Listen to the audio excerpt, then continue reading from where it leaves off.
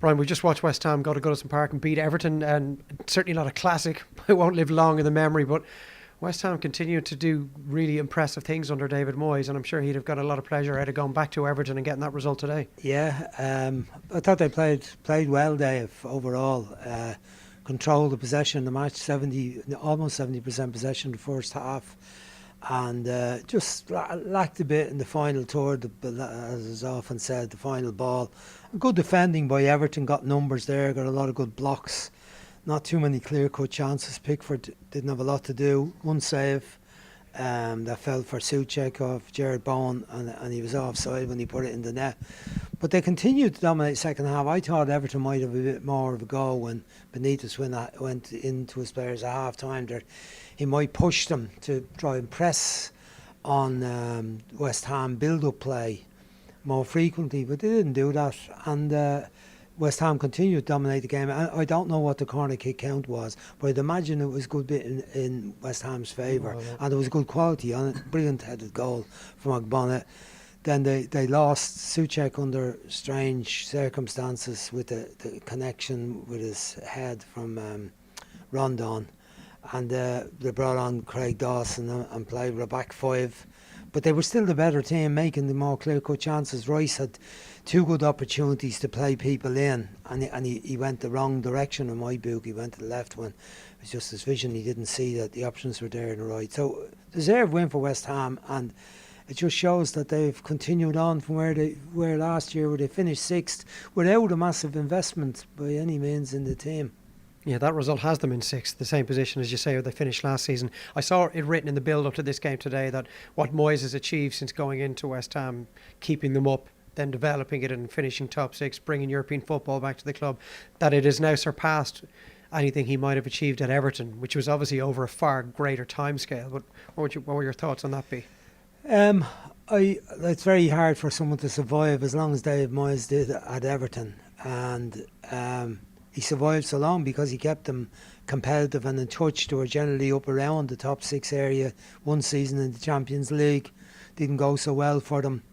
It was over a much longer time period. West Ham fans might be a harder crowd to satisfy as time goes on, but he had the initial problem where he had to convert them to thinking that he was good enough to manage West Ham. I mean, he'd been there already and did okay for them, but they didn't keep him on, and then they had to wait to take him back. He had to wait to get another go at it when it wasn't in good shape. I think after Pellegrini was Pellegrini he replaced, but when he came back it wasn't in very good shape, and now he's got a team playing to his own likeness and what we expect from a Dave Moyes team: hard working, hard grafting, no messers accommodated, I'd say, but also playing with a bit of style. I think in the attacking positions he's really getting the tune out of Antonio, although he didn't score today, but impressive.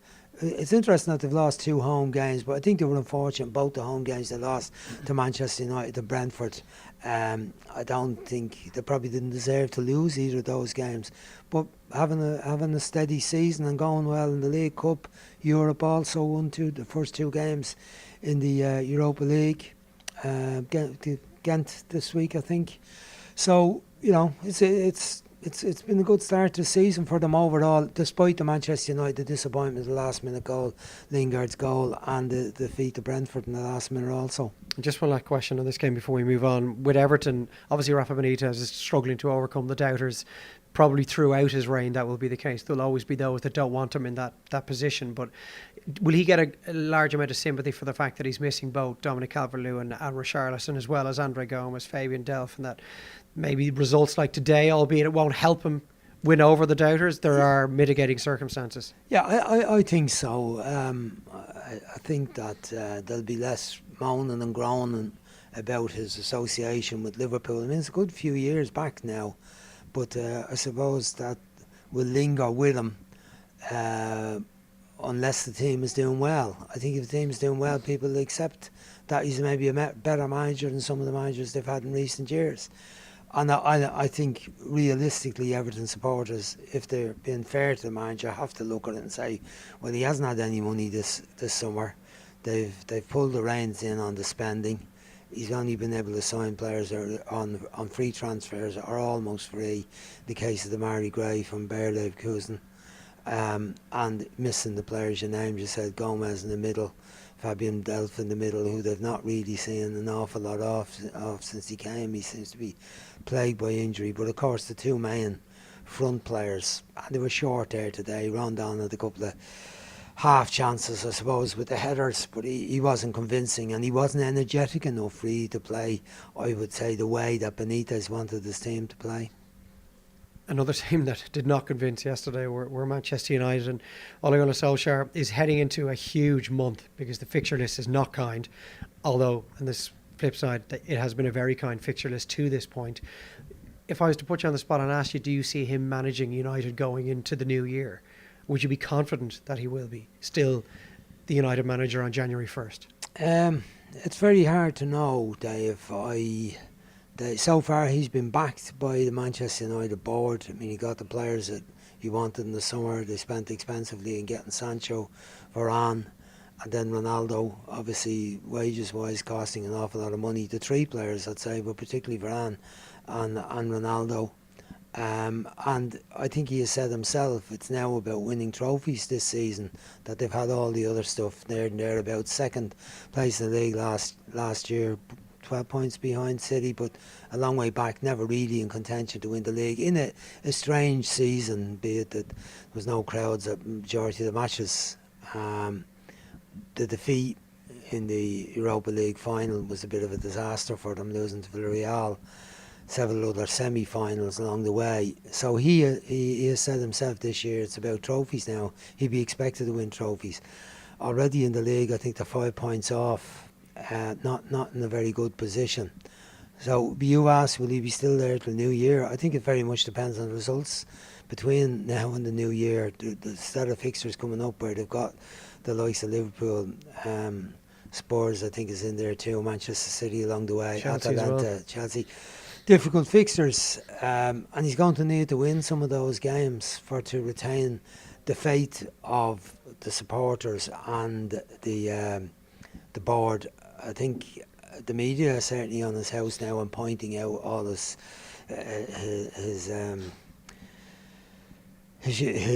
faults, I suppose, and his lack of ability to get the team playing the cohesive, effective way in the middle, in the back, in the middle, and at set pieces.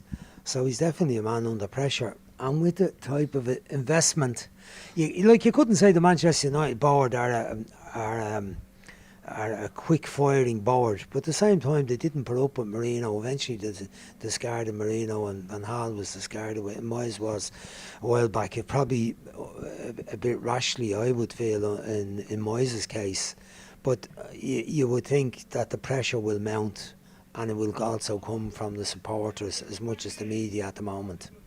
And they're up against Liverpool next weekend. It's a game that's live and off the ball, and it's a Liverpool team that have really now found the gears, isn't it? And interesting, yesterday the one player that was maybe on the fringes of things due to form, lack of goals and then injury was Roberto Firmino. Up he pops yesterday with a hat-trick of his own. Just to remind Jurgen Klopp that it isn't all about Mane, Salah, and to a lesser extent Thiago Jota. He's back, he's firing, he wants to be involved, and they're the closest resembling Liverpool team to the one that won the title a couple of years ago. Yeah, well, I've been very impressed with them since the start of the season. I know they've had 3 draws, and the Brentford one might have been considered a very bad result, but as the season has gone, Brentford are proving to be a very difficult nut to crack for everybody.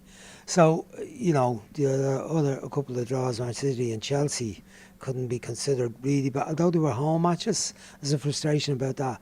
But in general, their form has been brilliant at times. Some of the football has been brilliant. The goal scoring has been excellent.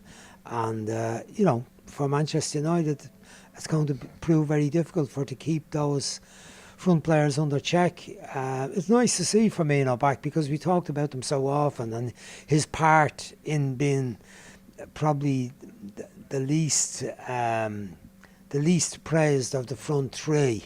And he's more the link man, isn't he? Yeah, it seemed like Jota was inching into the situation ahead of him. But so it was lovely to see him scoring the 3 goals yet. But they're such an effective unit, and the combination play, and their unselfishness yesterday in creating the chances But Mo Salah's goals, I'm still in a kind of a bit of a whirl thinking about the brilliance of that goal last week with the brilliance of the goal against Manchester City. It's sensational stuff, it really is. So, that'll be a difficult one for Manchester United, but such a massive game. There's often a lot of cancelling out in that match anyway.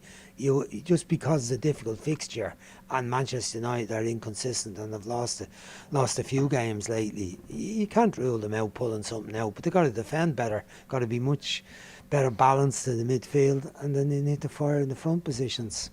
Thanks, Brian. Thank you, Dave.